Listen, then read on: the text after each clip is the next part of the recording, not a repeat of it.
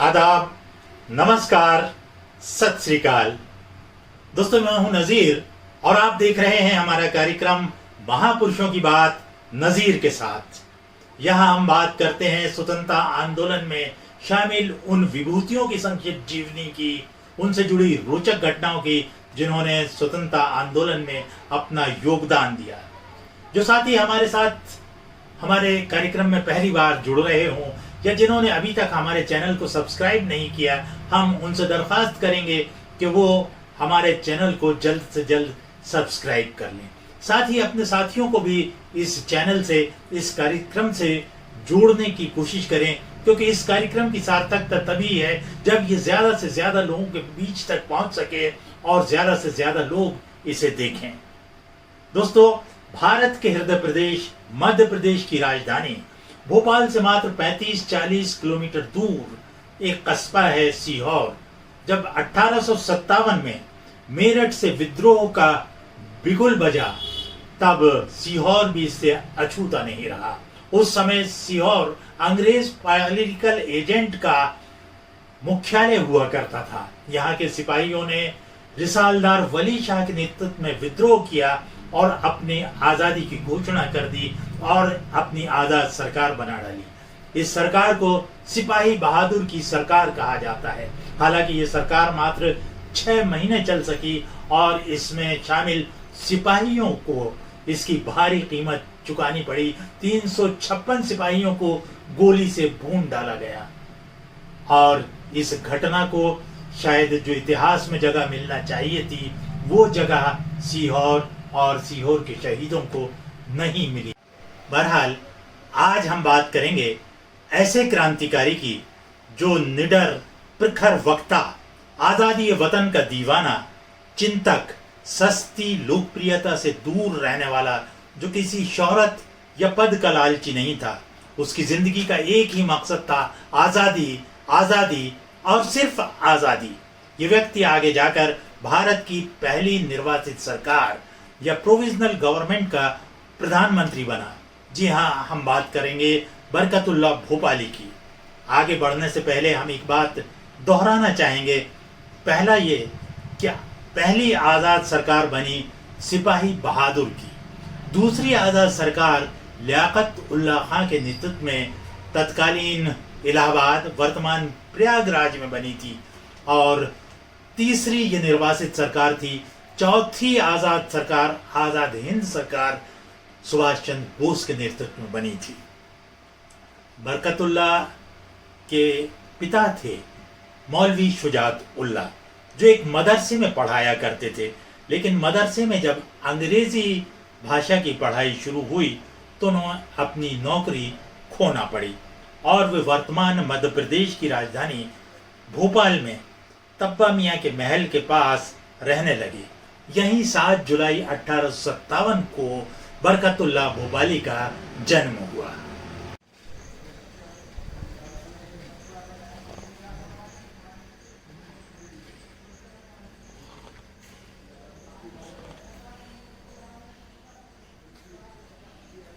इस वक्त हम आ खड़े हुए हैं हिंदुस्तान यानी भारत के हृदय प्रदेश मध्य प्रदेश की राजधानी भोपाल और भोपाल के इतवारा मोहल्ले में। यह है तब्बा मियाँ का महल। तकरीबन 200-250 साल पुरानी ये इमारत।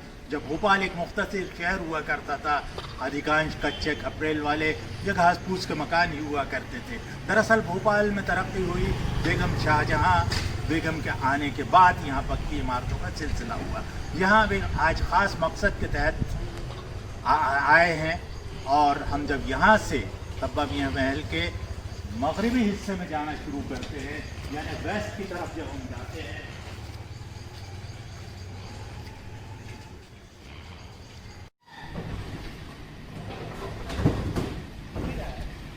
और अब हम आ खड़े हुए हैं तब्बा मियाँ के महल के पश्चिमी हिस्से में।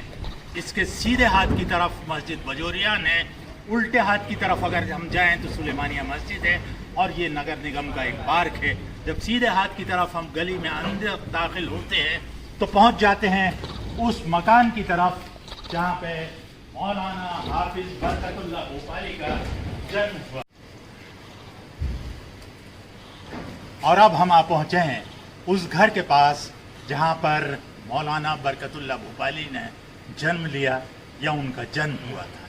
इससे आगे ही वो मस्जिद। बरकतुल्लाह भोपाली के पिता को पुलिस में नौकरी मिल गई और उनकी पदस्थी मेहंदी वाली चौकी मंगलवारा में हुई। उसके बाद उन्होंने छावनी में एक कच्चा मकान बना लिया, जो झोपड़ी ही कहा जा सकता है। आज उस स्थान पर सरकार द्वारा बनाया गया एक बरकतुल्लाह सामुदायिक भवन।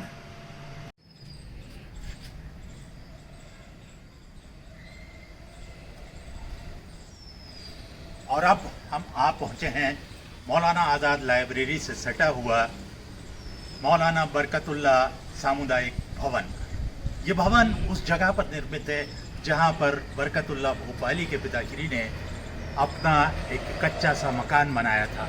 उनकी याद में ये सामुदायिक भवन बनाया गया है, आधुनिक भवन, जो कि मौलाना बरकतुल्लाह भोपाली सामुदायिक भवन के रूप में जाना जाता है। मौलाना हाफिज बरकतुल्लाह भोपाली की प्रारंभिक शिक्षा सुलेमानिया मदरसे में हुई। और अब हम आ पहुंचे हैं वर्तमान यूनानी शफाखाने के सामने, जो बरकतुल्लाह भोपाली के ज़माने में मदरसा सुलेमानिया था, जिसके अंदर उनकी प्रारंभिक शिक्षा हुई। और इसी के बिल्कुल अपोजिट साइड में, या ये कहें कि इसके जस्ट सामने थी सुलेमानिया मस्जिद, जिसके हुजरे में कुछ वक्त मौलाना बरकतुल्लाह भोपाली का गुजरा है।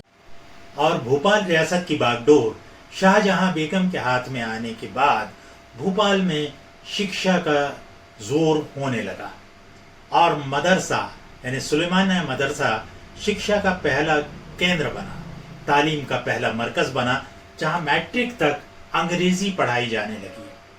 पढ़ते हुए बरकतुल्लाह भोपाली मोती मस्जिद के हुजरे में रहे, जहां उनकी तरह दूसरे विद्यार्थी या दूसरे स्टूडेंट्स भी रहते थे।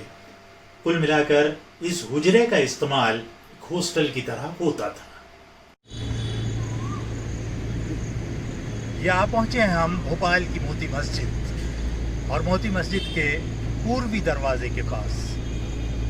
यहाँ पूर्वी हिस्से में ही स्थित था हुजरा, जो मौलाना बरकतुल्लाह भोपाली के लिए हॉस्टल की तरह इस्तेमाल हुआ। यहाँ और भी स्टूडेंट्स रहा करते थे, उन्हें एक मुख्तसर सा वजीफ़ा और खाने पीने का इंतज़ाम यहाँ पर हुआ करता था। पढ़ाई के दौरान नवाब सिद्दीक हसन खां की नज़र उन पर पड़ी। शिक्षा के प्रति उनकी लगन देखकर उन्हें नूर महल में रहने की इजाज़त दे दी। नूर महल में नवाब सिद्दीक हसन खां खुद भी कुछ क्लासेस लिया करते थे। यहाँ सिर्फ पढ़ाई ही नहीं, बल्कि क्रांति से रूबरू भी कराया करते थे। बरकतुल्लाह भोपाली के दिल में क्रांति का अंकुर यहीं से फूटा था। नवाब सिद्दीक हसन क्रांतिकारी तैयार करते और बड़े क्रांतिकारियों से खतो किताबत भी रखा करते थे। लेकिन जब नवाब सिद्दीक हसन खां को नज़रबंद कर दिया गया, तब बरकतुल्लाह भोपाली पर भी गिरफ्तारी का खतरा छाने लगा।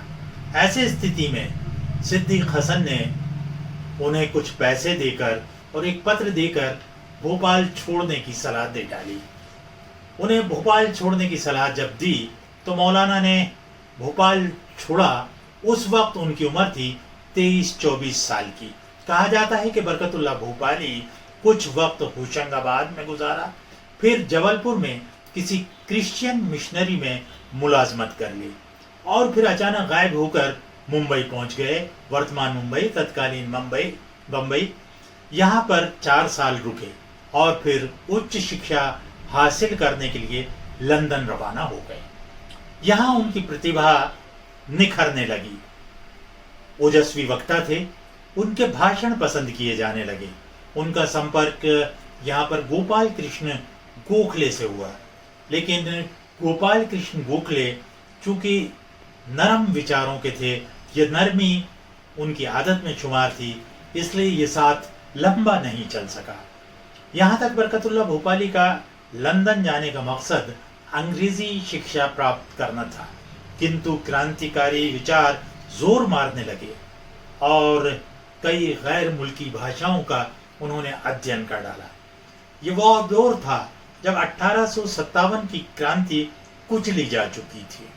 हर हिंदुस्तानी के अंदर गुलामी के खिलाफ गुस्सा था। संघर्ष भी दो हिस्सों में बटा हुआ था। महाराष्ट्र और बंगाल में हिंदू संघर्ष का नेतृत्व कर रहे थे, तो मुसलमानों का क्रांतिकारी केंद्र था देवबंद। लेकिन पंजाब और विदेशों में बसे कुछ हिंदू, मुस्लिम और सिख अर्थात हर कम्युनिटी के लोग अंग्रेजों के हिमायती भी थे। देवबंद की बागडोर शेख अल हिंद हजरत मौलाना महमूदुल हसन ने संभाल रखी थी।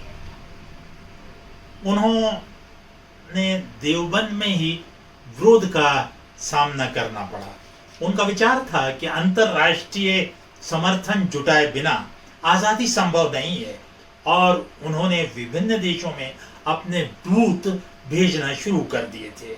जापान का समर्थन जुटाने के लिए भेजा गया बरकतुल्लाह भोपाली को। बरकतुल्लाह भोपाली ने एक धार्मिक चोला भी पहना हुआ था, जहां पर उस चोले के अंदर वो क्रांतिकारियों को जोड़ने का काम करते थे, और ऊपरी तौर पर उन्होंने एक संस्था इस्लामिक फैटर्निटी भी बना ली थी। लेकिन क्रांतिकारी गतिविधियां छुपी नहीं रह सकी। इसकी कीमत उन्हें टोक्यो यूनिवर्सिटी से प्रोफेसरी से अपनी नौकरी से हाथ धोकर चुकानी पड़ी। क्रांतिकारियों का तीसरा मिशन था फ्रांस। उसके मुखिया थे चौधरी रहमत अली पंजाबी। वहां बरकतुल्लाह भोपाली की जरूरत महसूस हुई और उन्हें बुला लिया गया यूरोप के टूर पर। फ्रांस वैसे तो हुकूमत बरतानिया अर्थात अंग्रेजों का हिमायती था। बरकतुल्लाह वहां पर भी अपनी गतिविधियां चलाने में सफल रहे और इसकी खबर अमेरिका तक पहुंच गई। आगे वो भी अमेरिका पहुंचे। मौलाना विश्व युद्ध अर्थात दूसरे विश्व युद्ध के समय सबसे अधिक सक्रिय हुए। अपने अखबार गदर और पंपलेट के जरिए वो अंग्रेजों की एक साजिश का भंडाफोड़ करना चाहते थे। वो साजिश ये थी कि भारतीय सिपाहियों को युद्ध में आगे रखा जाएगा और अंग्रेजी सिपाही पीछे रहेंगे। लेकिन कुछ देशद्रोहियों की हरकत की वजह से ये योजना सफल नहीं हो सकी और मौलाना क्रांति की मशाल लिए हुए निकल पड़े जर्मनी के लिए। वहां उन्हें और महेंद्र प्रताप को जर्मन सम्राट विलियम ने अपने दरबार में बुला भेजा और बातचीत से इतने मुतासिर हुए कि उन्हें मदद का वादा किया। न सिर्फ वादा किया, अंग्रेजों के खिलाफ इंडो जर्मन मिशन का जन्म भी मौलाना बरकतुल्लाह भोपाली और राजा महेंद्र प्रताप के नेतृत्व में हुआ। मौलाना Shanghai, Bangkok, Singapore, Berlin, Vienna, कुस्तुनतुनिया होते हुए काबुल पहुंचे। अफगानिस्तान के हाकिम हबीबुल्लाह ने उनका स्वागत बहुत गर्मजोशी और शानदार ढंग से किया। इस मीटिंग में बरकतुल्लाह भोपाली ने बताया कि हिंदुस्तान को अंग्रेज लगातार कमजोर कर रहे हैं। 1 दिसंबर 1915 को निर्वासित या प्रोविजनल गवर्नमेंट ऑफ इंडिया अस्तित्व में आई। राजा महेंद्र प्रताप इसके राष्ट्रपति और बरकतुल्लाह भोपाली इसके प्रधानमंत्री बने। 1917 में भारत की ब्रिटिश हुकूमत पर हमले का तय हुआ, किंतु यह योजना भी मूर्त रूप नहीं ले सकी। किंतु बरकतुल्लाह ने हिम्मत नहीं हारी, वो रूस चले गए। लेनिन से मुलाकात की, मास्को में आज़ाद हिंद का दफ्तर खोला और महेंद्र प्रताप के हवाले करके खुद फिर फ्रांस निकल गए। 1927 में ब्रुसेल्स सम्मेलन में उनकी मुलाकात पंडित जवाहरलाल नेहरू से भी हुई। उसके बाद मौलाना बरकतुल्लाह भोपाली सेंट फ्रांसिस्को चले गए। यहाँ अपनी क्रांतिकारी गतिविधियां उन्होंने जारी रखी। स्वास्थ्य साथ छोड़ने लगा था, उनके साथियों ने उन्हें सलाह दी कि आप वापस वतन लौट जाएं, जिससे उन्होंने साफ इनकार कर दिया और वसीयत कर दी कि मेरी मिट्टी आज़ाद हिंदुस्तान में ले जाई जाए। गुलाम देश में मरने से बेहतर होगा कि बेगाने लोगों के बीच बेगाने देश में मर जाना। और फिर सैन फ्रांसिस्को में ही उन्होंने अपनी आखिरी सांस ली।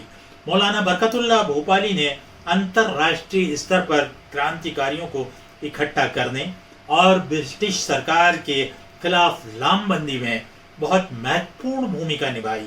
20 सितंबर 1927 को इस दुनिया फ़ानी को अलविदा कह गए। उन्हें सैन फ्रांसिस्को में ही दफनाया गया। उनके नाम पर भोपाल में एक बरकतुल्लाह यूनिवर्सिटी है, जिसका नामकरण 1988 में किया गया था। हम उन्हें अपने इस एपिसोड के माध्यम से श्रद्धांजलि अर्पित करते हैं, खराज अकीदत पेश करते हैं। जल्द ही किसी नए एपिसोड में नई विभूति की संक्षिप्त जीवनी और उनके जीवन से जुड़ी घटनाओं के साथ हम फिर उपस्थित होंगे। तब तक के लिए इजाज़त दीजिए। अगर वीडियो अच्छा लगा हो तो इसे लाइक कीजिए, कमेंट कीजिए, शेयर कीजिए, चैनल को सब्सक्राइब कीजिए। इनकलाब जिंदाबाद। जय हिंद।